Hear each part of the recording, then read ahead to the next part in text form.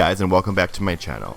Today is round 3 of a 4-part Four Horsemen series. I've already done Pestilence and Famine, which I'll have linked in the description box below. First, we're going to start with these Mayron water-activated face paints, and I'm going to mix these two colors together, which is a yellow and a white, and I'm going to try to get a nice bone color. Traditionally with skulls, you will go in with just a stark white, but I wanted to do a little bit more of a bone color for a more realistic vibe, and then we can add white highlights on top of it to bring out certain areas of the makeup. So I'm applying this all over my face, and I'm taking now a clean eyebrow spoolie, and I'm applying that same mixture to my eyebrows. Now I'm taking just the white face paint, also by Mayron, which specializes in special effects makeup if you're not familiar with Mayron, but I'm applying that to the tops of my cheekbones, the center of my nose, my forehead, and my chin as a highlight to bring out these areas. So whatever you highlight, these areas now come forward. I'm doing the same thing to the brow bone, which becomes irrelevant because I'm about to cover it in black. But now I'm taking the Mayron water-activated face paint in black, and with a concealer brush, I am applying that to 3/4 of my eyebrow in an upwards motion to really give that angry, furrowed expression to the makeup. You think like in traditional skull makeups, you want them to look like a skeleton, but in this makeup, I want it to look like the character Death. So I really want him to be angry and menacing and very dark. Do you know what I'm saying? But I'm applying that all over to my entire eyelid, and you get a nice little raccoon eye.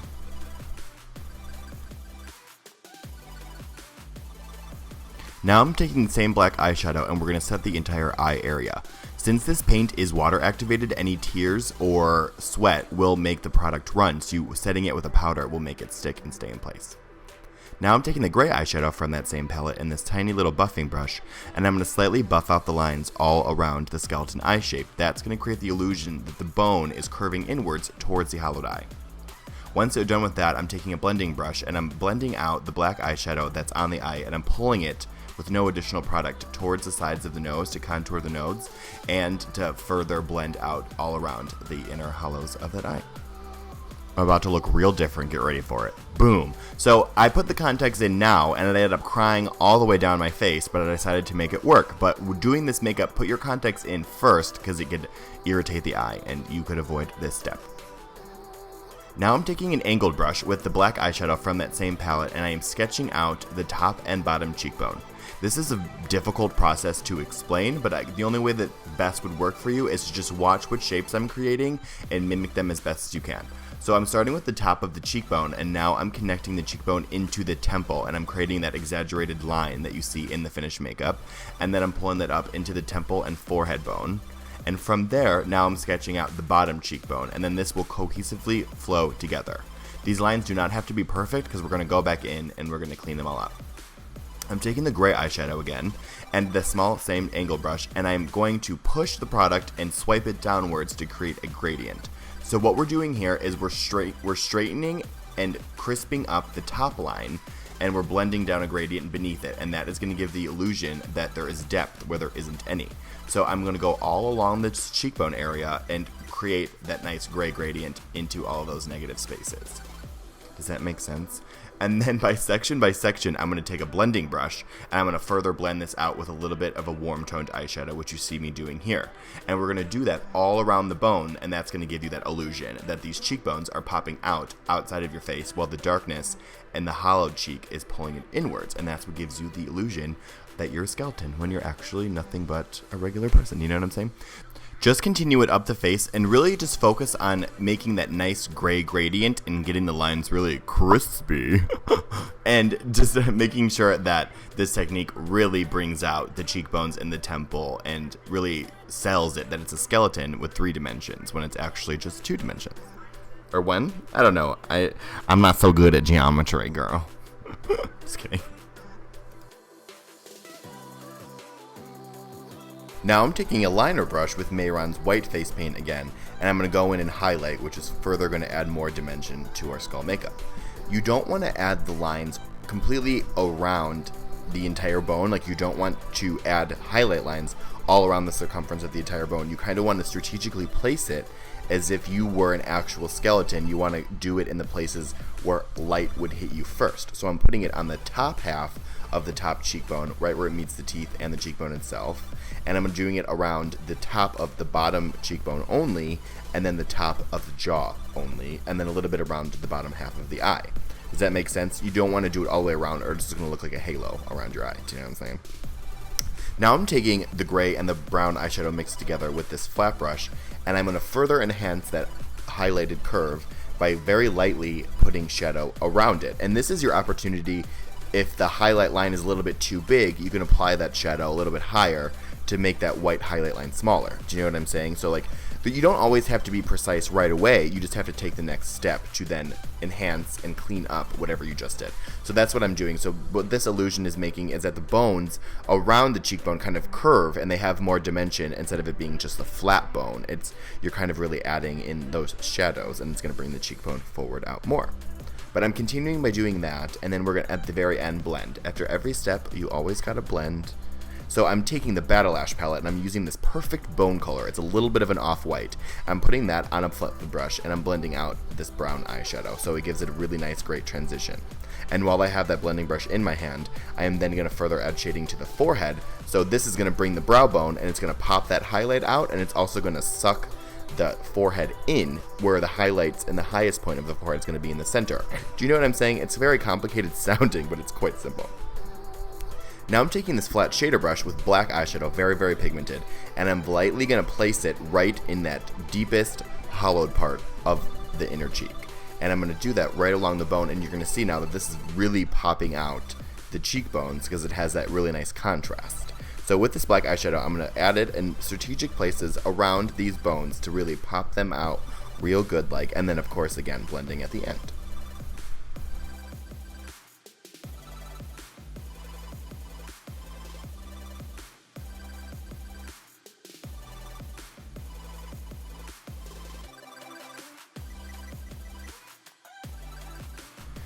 Alright, now I'm taking a tiny brush and some water, and I'm going to wet this brush, and I'm going to correct my fake tears and turn them into, or I'm going to correct my real tears and turn them into fake tears. So I'm taking this wet brush, and I'm pulling the face paint that's on my eye, and I'm pulling it down into fake tear marks to enhance when I put my contacts in too late, and then I cry them all out. These are sclera, so they cover the entire eye, and I will have them linked down below where I bought them. But they cover the entire eye, and they're a little bit of a trick to put in, so I definitely cry like a big baby when I put them in. But I'm just going in now and I'm creating what I consider to be a nice little teardrop.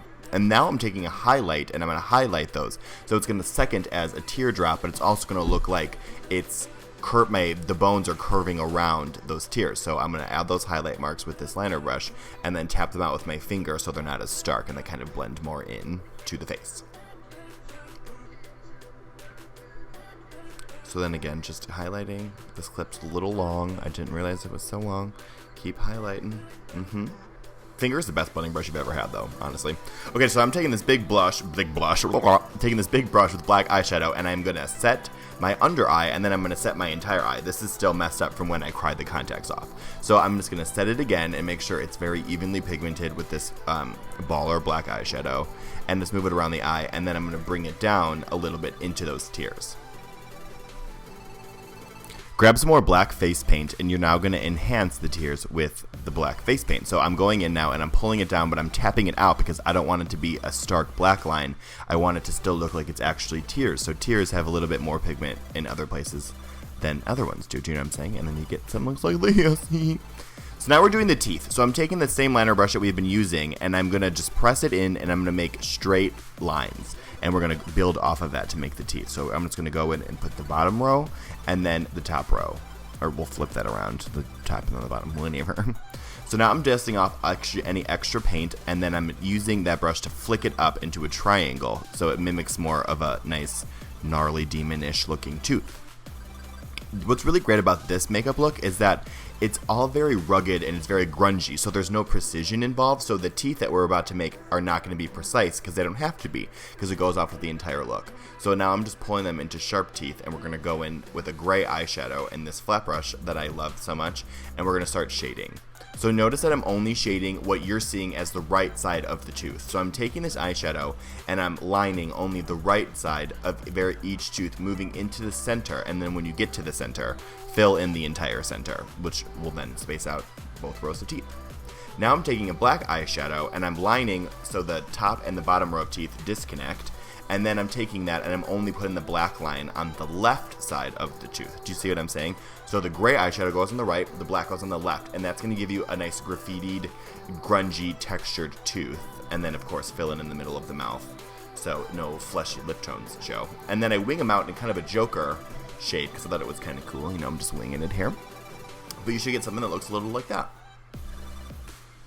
Now I'm taking a concealer brush with not black eyeliner, with black face paint on it, and I'm going to dot it on the center of my nose. That's going to be my focal point where my nose is going to start. So with that same brush now, I'm going at a vertical angle. I'm going up and down and creating a very exaggerated, grungy, disconnected nose, and I'm leaving some holes in the middle, so it adds a little bit of texture to the overall look since everything else is so grungy. I want to also make sure that the nose follows that same step, and then I'm setting it with black eyeshadow. It's gonna make that nose stay all day, as well as blend in those missing gaps, and then doing it in the center of the nose, so it's kind of like, you know, you're dripping some nose boogies. Not really, but it's like, you know, it holds it all together. And then this is the very last step. Well, instead of a step for the body, I'm just gonna curve this line so it looks like a jawline, and it's gonna slim the face and look more like a skeleton. And then incorporating the ears to the makeup, I'm just going over the entire ear with a white face paint, also by Mayron, and I'm just covering that real easy like. And then I'm going to take out the black eyeshadow with a fluffy brush, and the inner parts of that ear, I'm going to contour around it, so it mimics the same style that the face makeup has. My camera died a million times during the body, but I basically made these white shapes, I shaded them, added a bunch of black face paint, and did this cool splattering technique where you get a stippling brush, or a dual fiber brush, and you smack it against your hand, and then all the splatters hit your body. And that is it, my friends. We are all done! If you guys like this video, definitely share it with all your friends and everyone you know. It helps out so much, and definitely follow me on social media. Everything you guys need to know about this video is linked down below. See you guys next time. Bye!